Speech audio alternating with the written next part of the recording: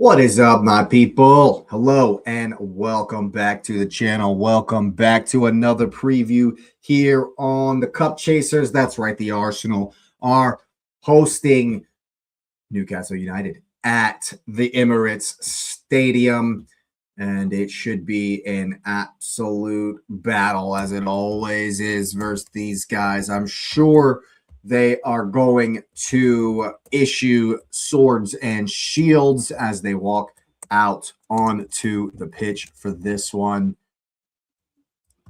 And, you know, that's usually how it goes. You got Bruno G coming back. Lots and lots of permutations and different things to get through in this one. But let's go ahead and smash up the likes for a Gunners win, hopefully. Go ahead and subscribe to the channel if you are new. I really would appreciate it. It does help send us out to all of the new viewers. And of course, I want to know what you are thinking in that comments section down below.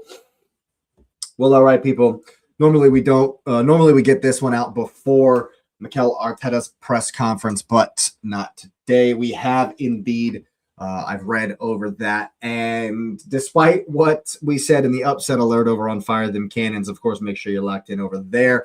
Despite what we said on that this morning, Jury and Timber not going to be in the lineup, but Calafiori and Bukayo Saka are indeed with the squad. Whether or not that means they're going to start, well, I'm not too certain about that. You never know with Mikel Arteta and what his press conferences tell us. So could be in there, could be not, could not. None of them honestly could be there, and that wouldn't surprise me at all. Of course, we do have a big game on Wednesday as well.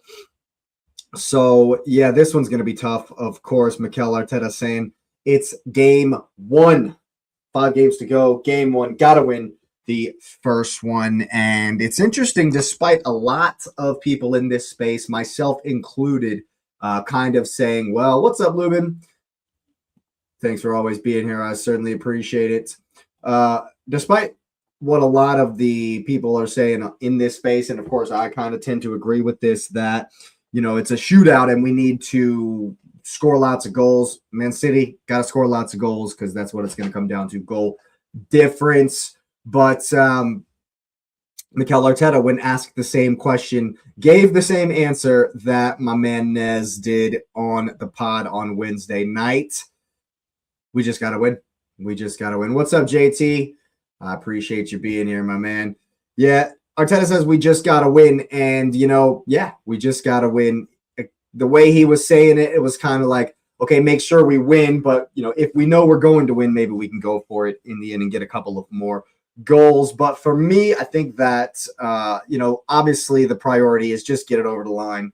And then we'll go from there, kind of what Nez was saying. Once we get to the end and we know that, okay, we got to score this many goals or that many goals, or we have to be this much better than them on the final day, etc., then it's more about that. And this one is more about just getting the game over the line, getting the win over the line.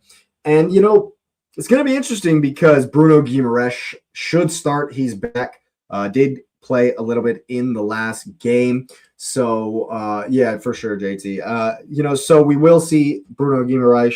I'm not sure about Joel Linton. I think he might be back as well. They seem to be pretty healthy at the moment, Newcastle. But they are on a bit of a slide, And this one, I think one of the reporters in the press conference, it kind of seems this way, Lumen. Yeah. And JT, this is what this right here is what my man Nez was saying. We shouldn't really be focused on that. And I'll tell you, I don't expect Arteta to be focused on scoring lots of goals. He's literally never, ever been focused on scoring lots of goals. Like, ever. That's one of his main criticisms, right? So I doubt he's just going to switch. And that's why so many of the fan base are like freaking out about the situation we find ourselves in, because so many of the fan base think that that's what we need to do is score lots and lots of goals. But if you really think about it, Mikel Arteta is never, ever, ever, ever gonna just be like, you know what, F it. Let's just no handbrake, no control, absolute craziness. Let's go and try to score 5. He's never going to do that. As much as we want to see 5-0, over every single game for the next 5 games, there's just this no world where Mikel Arteta says, you know what? I mean, maybe he will change a little bit, JT. Maybe he'll, once we realize, or like say we beat Newcastle by 1 goal, and then and then we beat Fulham by 1 goal, and so we only have two goals. But then City win their game versus Everton 4-0, and it's tied again, and they have a game in hand. There are situations where 2 or 3 games down the line will be like, all right, we actually do statistically need the goals, and then it might come then. But for this game versus Newcastle, I doubt very seriously that he's gonna say to the guys, you know what, we got to win 3-0 today, or it's a loss. I agree with this 100%. Though that's been my thing with Arteta this whole time, is that the mindset of don't lose. We have to switch that around to we really it's an urgency that doesn't spill into kind of panic, which is an issue for us, really, and I've wanted to see more urgency. Yeah, I think there'll definitely be intensity. For sure in this one. There always is. You can never, as poor as Newcastle have been of late, giving up leads. Like, I think I saw a stat that said if Newcastle would have held on to every lead they've had, they'd be first. They'd be top. Yeah, I knew what you meant. JT. Absolutely. I think that the intensity will definitely be there. The intensity is always there versus Newcastle because it has to be. If you remember, we got it over the line in the 96th minute with a corner kick. Big Gabriel last time out at St. James's Park. And the way we play and the way we kind of need to play is going to suit Newcastle, honestly. I think they obviously love the counterattacks. They love getting into the channels. But I think as we are probably going to go for control, which is what Mikel Arteta does, and obviously tries to mitigate the amount of times we're running back towards our own goal, it's going to be, ooh, no Gordon. That's actually good news to hear. I actually have not listened to Eddie Howe's press conference, so I'm not sure about that. But that is good news to hear. It might be Ursula in his place, perhaps, or maybe Jacob Murphy. We'll see. But obviously, Newcastle do have the speedy wingers going on. The quick counterattacks is kind of their game, and so I think, as always, the bread and butter of what we need to do is something I thought we were actually doing well for spells versus Manchester City. We made Donnarumma hit it long a bunch, and we won a few second balls. And I think that in the league game versus City, we battled in the midfield versus Rodri and Bernardo a lot more than we did in the Carabao Cup final. And that was encouraging for me. I think that we played well against City. And I do think that if we have a similar performance, similar intensity, similar urgency, I think we'll be able to get this one over the line. Interestingly enough, JT, Newcastle have given up the most points from Leeds this season. Like, way more. Like I said, I think they would be in first place. They'd be winning the league if they hadn't have given up leads. So big picture, yes, conceding first would be horrendous. But against this particular opponent, they do have a history. There is precedent, especially like last week. They were winning in the 90th minute and lost to Palace. So I'm not saying that they're going to just repeat that over and over again, because obviously not. We can't hope that they're just going to shit the bed. They never do. They always get up to play Arsenal. And I feel like, as Nez said in the pod on Wednesday, every team is going to get up to play us. Even Burnley are going to get up to play us. I was speaking with Anton this morning about Fulham probably being on the beach, but they'll get up to play us as well next week. Not the hopium guy. I have a feeling I would weep with joy if we won 4-1. That would be incredible. That would be an incredible result, JT. I hope you are right. I am the hopium guy. I definitely am the hopium guy. So I definitely think that, for example, when Manchester City didn't smash Burnley, I was like, oh, So you're saying there's a chance.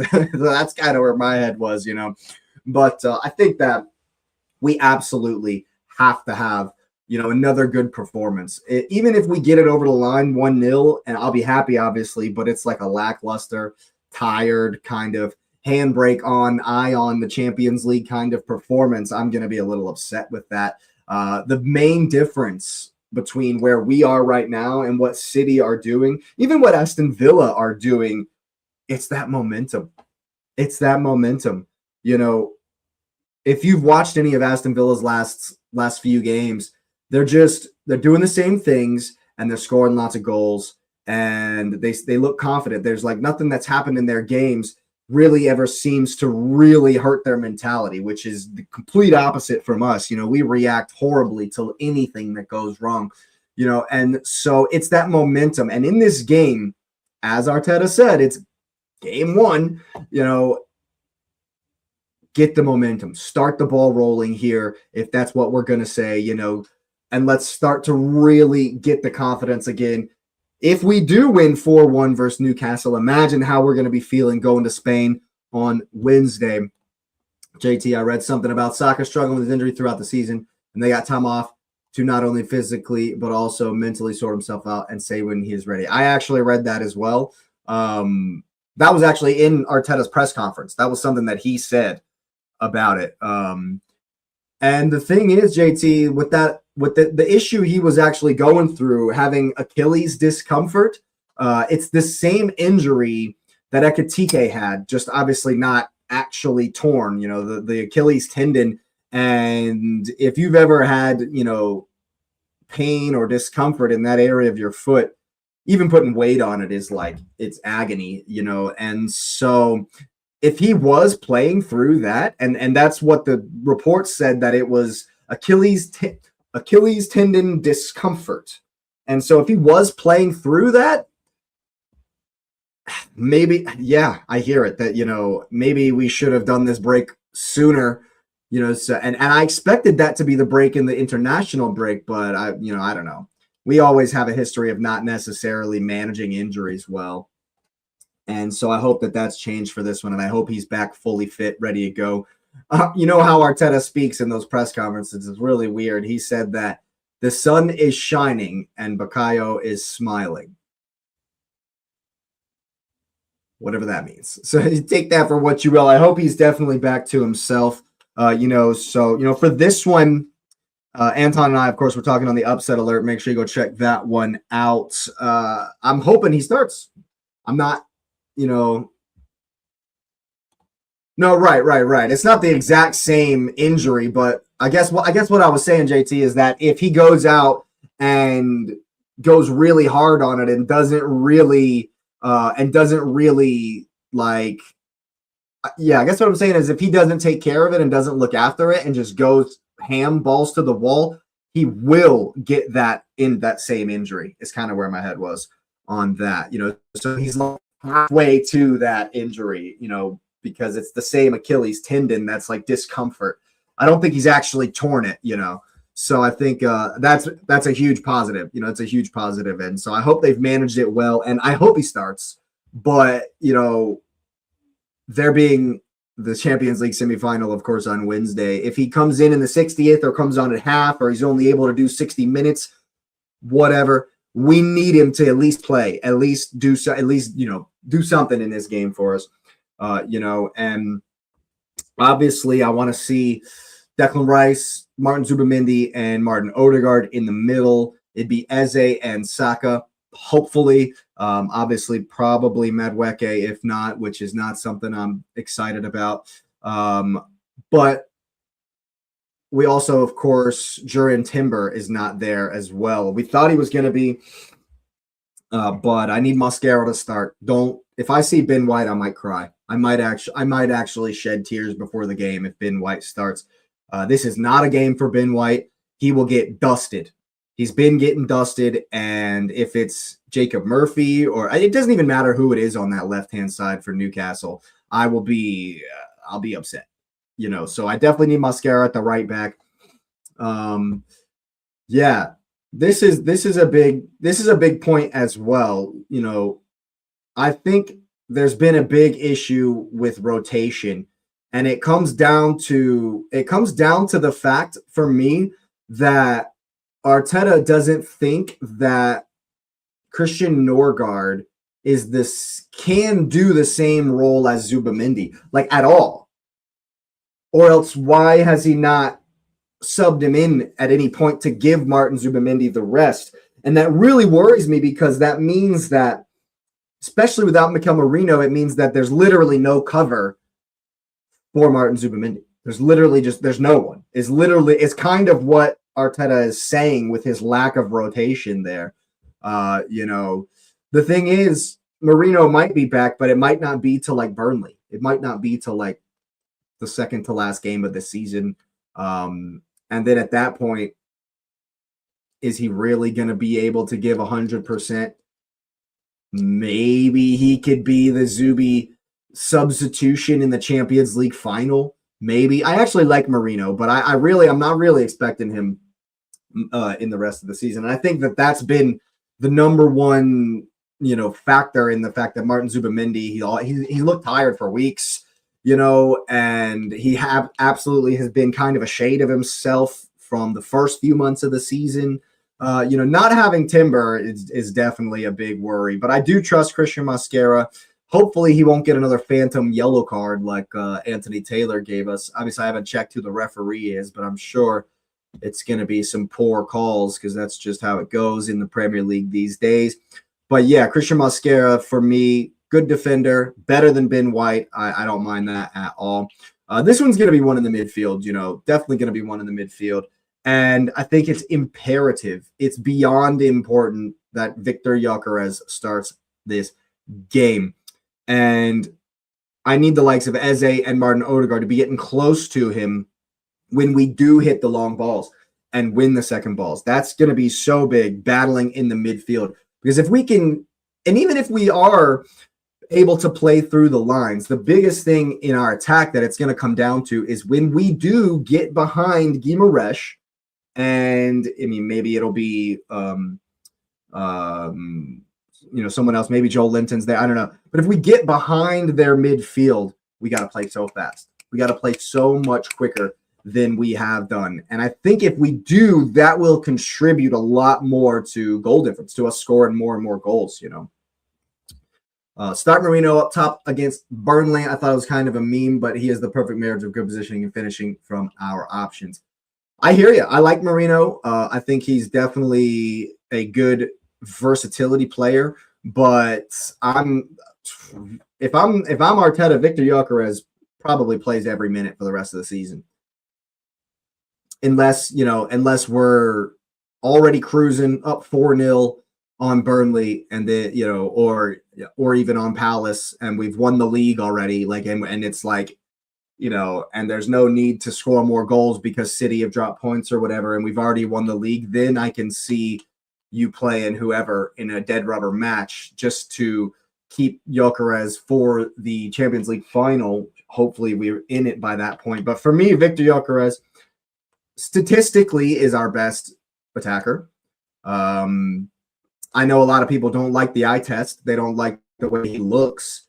I disagree, JT. I think that I will agree that he probably doesn't run Donnarumma down. I'll give you that one, that he probably doesn't run Donnarumma down. But I also think that he does score the chance where we made 3 or 4 quick passes on the counter right through the middle, and Kai Havertz let it run across him and hit it with his left instead of sweeping it in with his right foot. I think Victor scores there. I definitely think Victor scores there for sure.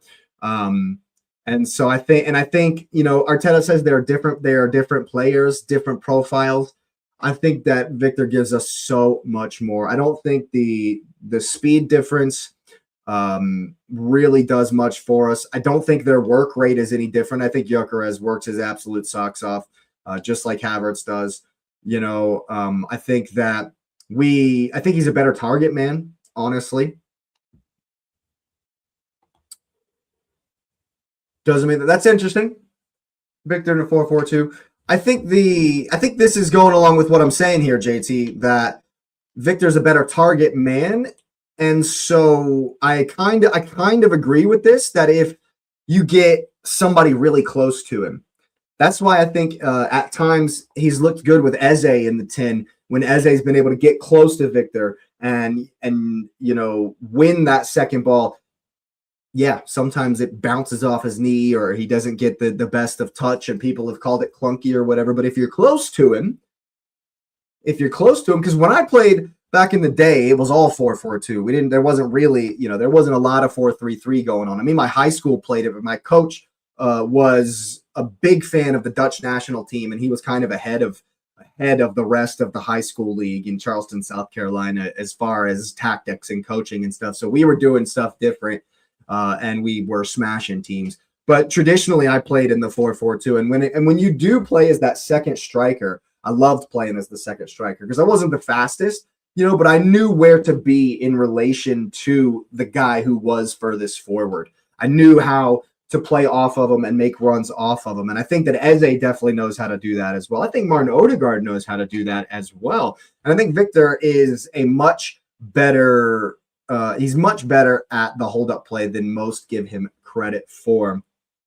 If we can get the team to pass it to feet anywhere in or around the box, you'll score lots of goals. I agree with that. But I will say this, that in the City game, with Martin Odegaard in the middle and Eze out on the left, they were playing through the lines down the middle a little bit more. And I hope that we see that again versus Newcastle because, they're really strong on the outside backs. I think it'll be Trippier and Lewis Hall. Lewis Hall is trying to make the England squad. He's looked really, really good. He might be in for player of the season for Newcastle. Lewis Hall's been really, really good. And so, yes, it'll be great having Bukayo Saka back there. But I think if it's Madueke, I think Lewis Hall will do a number on Madueke. And so if we play on the floor through the middle of the field, I think we can have some success, especially if they're thinking we're going to go wide and try to cut in, As at the level, see, this is what I hope. This is what I hope we see for the rest of the season. Honestly, it's what I want to see for the rest of the season. Is Eze coming off and maybe if you've noticed in recent games, Martinelli, when he's been on the left, has really cut in, and not like cutting in with the ball, but as far as positioning, he's been very central. Trossard for sure has been, cheating central, especially because everybody knows we go down the right a lot, and for good reason, because look who's over there. Martinelli's having, he's just not having a great season. Trossard is not having his best season, and so that suits Eze. We already kind of do that, and Eze coming into that central role kind of gives us, especially when we're trying to go more down the right, it gives us, options either side of Gyökeres, and they can get close to him and still have Zubi and Rice behind him for protection. Would I start Madueke if Saka isn't fit enough?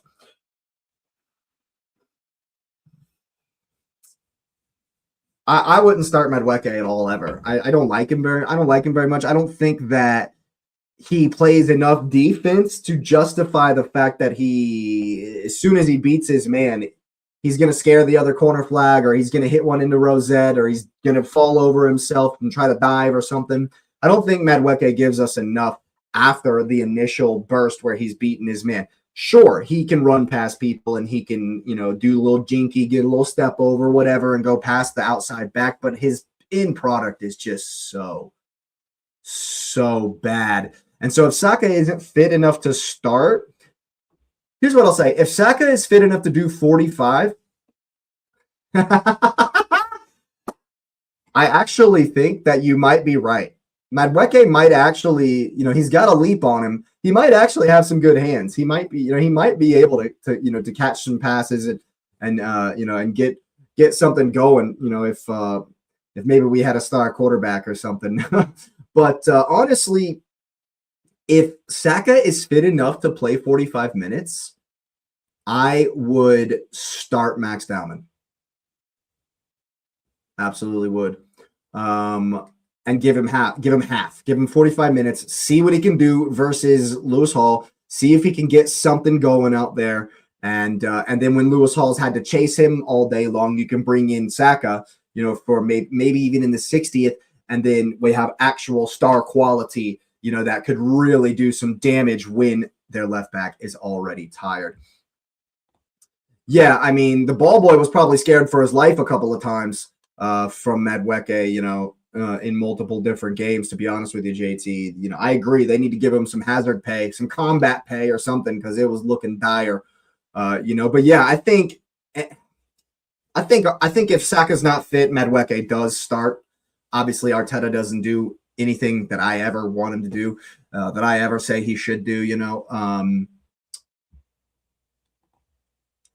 This I can see as well. Because generally, I would say start with your best, try to get ahead, and then you can hedge and protect the lead. So honestly, what I think will happen, what I think is going to happen, just what I know of Arteta, is he'll come in later, because Arteta never really does the get ahead and then defend kind of thing. He tends to have the whole starters and finishers thing, So I think what'll happen, if Saka is not fit to start, it'll probably be Madueke. And if Saka doesn't feature at all, we might see Martinelli again on the right-hand side. And normally I wouldn't have a problem with that. Martinelli does play enough defense normally to kind of make up for the fact that he's also not great with the end product once he beats his man. And Madueke is like the most basic, Martinelli is like the most basic Brazilian winger of all time. Like, he doesn't do step overs. He's got no samba flair. He's got no Joga Bonito. He just hits it past you and tries to run past you, and his end product is just not been good enough to, And then in the City game, he was directly at fault for the second goal. Obviously, Donnarumma throws it over him, and he puts his head down and jogs. And doesn't chase it. And you just don't expect that from Martinelli. So I'm really disappointed in that. And I do think Madueke will start if Saka isn't fit. But I agree with you, JT. I would start Saka and pull him at halftime if he's only got a half. And hopefully, we can already be up, because that's what we're the best at, is defending. If you give us a lead, we don't tend to throw leads away, So I tend to agree with that. I think I would rather start him, start the best possible team we can, get up on them, and then just stink it out, double decker, bus it right in front of the, just stink it out. And I would love that, to be honest with you. And I think that we should have some joy, especially with Eze and our Odegaard in the side. We did have some joy playing through the lines versus City, but I think there were a couple of times, especially the biggest one that comes to mind is when Havertz had all that space in the middle and he turned back after he was past Bernardo and past Rodri. That infuriated me, and I think we need to avoid those moments. When we do get in behind Guimaraes and Joel Linton or whoever it's going to be in there, we got to play forward a lot quicker. We have to find Eze on the wing. We have to find Saka, whoever, or Gyökeres into the channel. He does, despite what a lot of people said, he does love running the channels, and so, I was against the Madueke signing as well. It's JT, he didn't get worse. He just is what he is. He is what he is. He hasn't done anything at Arsenal that he didn't do at Chelsea.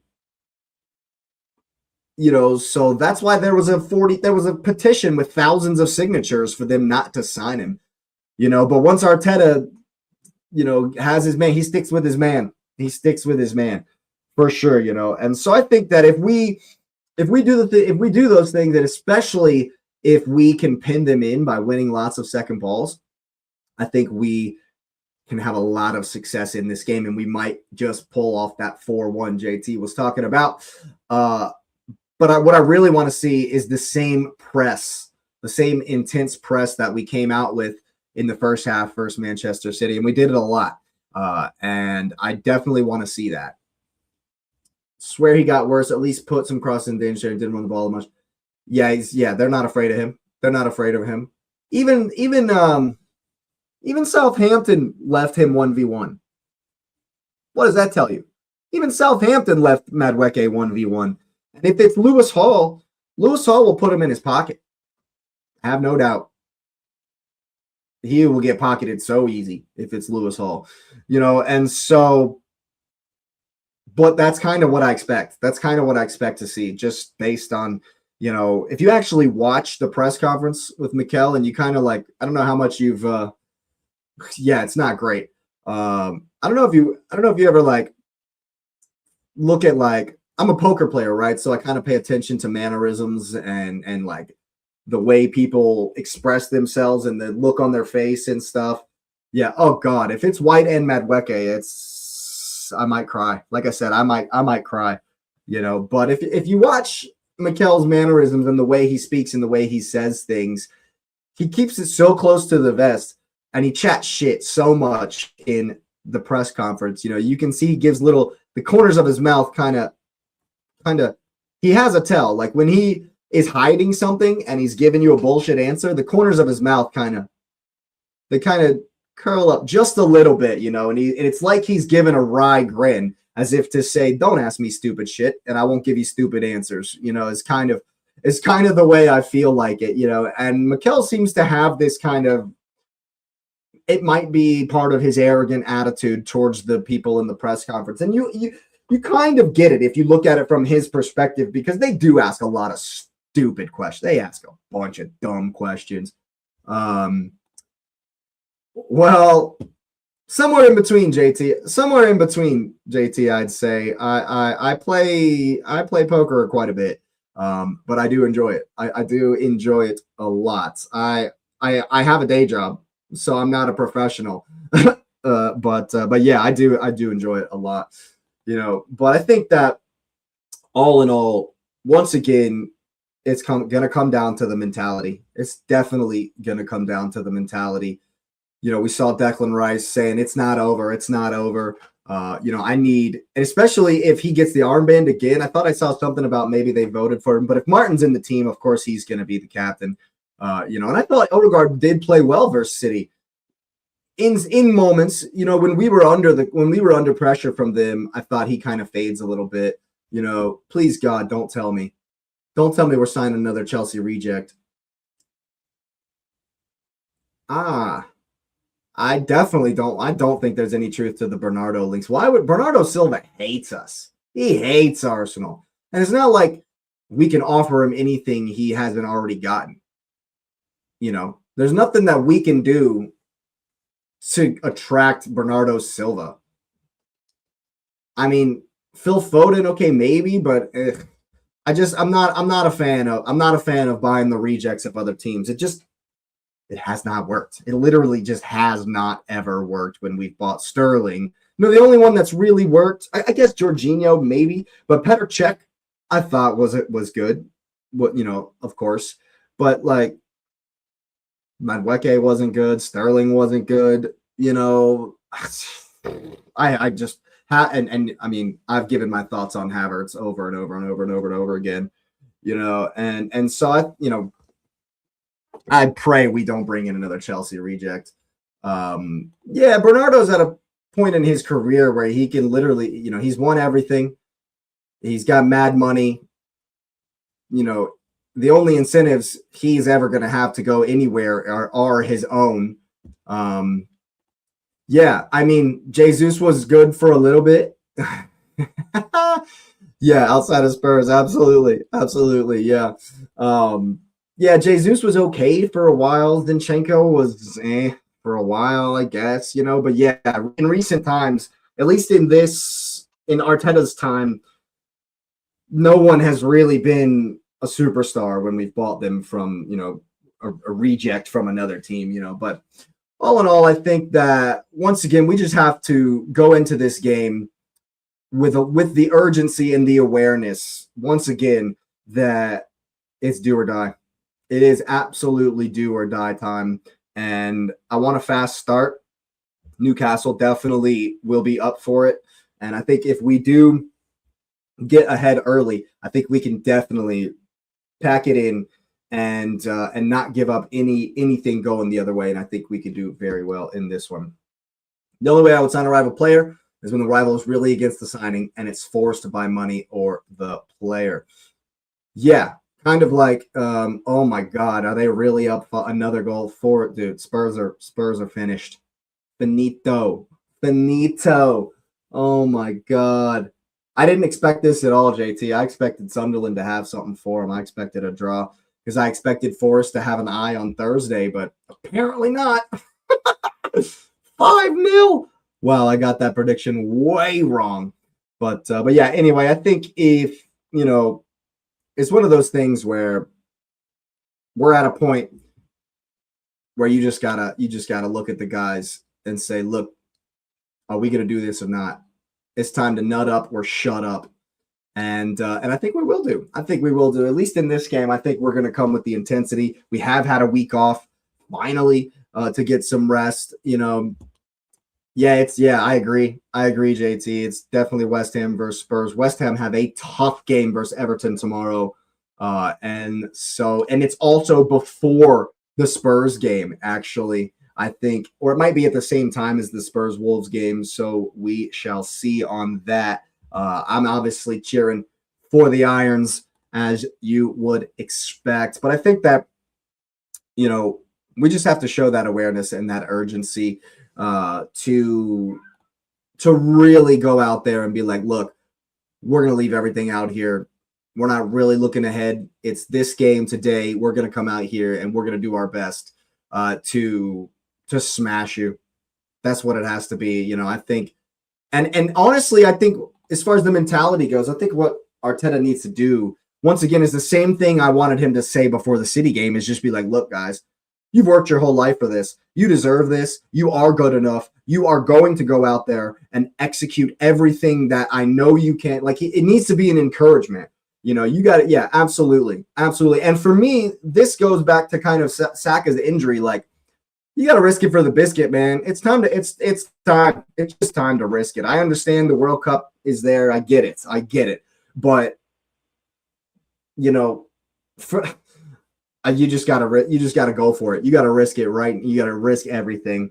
And this is another aspect of it as well. I 100% agree with you, JT. At what point do the players themselves in their little huddles before the matches? At what point do we go past win one for the Gipper? And it's win one for us. Let's do it for each other. Let's do it for the fact that we've all committed our careers. And many of them have committed the best part of their careers to the club, and it's just time. It's just time. And I think we need to have, a speech to them, or like even throughout the week, just saying, look, you're going to do it. I know you are. I know you're going to do it. I know you're going to go out there and win. Go up to Victor and just right before the game starts, Mikel just needs to get in his ear and be like, look, you're about to score 2 goals today, bro. You're going to dunk it on him today. That's the kind of mentality I would have from Arteta. Just straight, cool, calm. You guys are going to destroy them. You guys are going to go out there and absolutely wreck them. That would be where my, coming from. And even if he doesn't believe it, even if, he just needs to keep that shit inside. All of the doubt that Arteta may have, you need to keep that inside, and just tell the guys, look, you're scoring 3 goals today. You are going to win 3 goals today. Never really liked the players not to go after bad games without emotion, saying, yeah, it's disappointing, but go again. Yeah, I mean, we obviously don't know everything that goes on in the locker room and behind the cameras and all that stuff. But, I definitely think that they need to take in upon themselves all the things that has gone before that, have been against us, and channel it into the next game. Exactly as you say. Yeah, see, I'm with you on that. There is a little bit of that, of course, and I think we need to bring it all upon ourselves and be like, look, it's time. It's just time, and I think that if we do that, I think it still could be a very special ending to this season. Now, JT has predicted 4-1. I'm not necessarily as optimistic. I am hoping that we do win at least by 2, and so I've predicted a 2-0, and I'm really hopeful for that. But yeah, it should be a very, very good game tomorrow, of course. I will not be able to do a watch along. We got some stuff to do right after the game is done. And so I'll probably miss the post-game show as well. But I'm sure Anton will be doing one, so make sure you're locked in over there on Fire Them Cannons as well. And oh yeah, it's very positive for us. 2-0 is great. And so go ahead and make sure you're smashing up the likes on this one for the 2-0 win, for the 4-1 win, whichever one you think is going to happen. Of course, subscribe to the channel if you are new. I do appreciate you being here. It does help us push the channel out to all the new viewers. And of course, get that notification bell locked on because we will be back before you know it. I appreciate everyone that's being here. Big up to yourself, JT, of course, every single time. Thanks again, and you. We'll see you next time.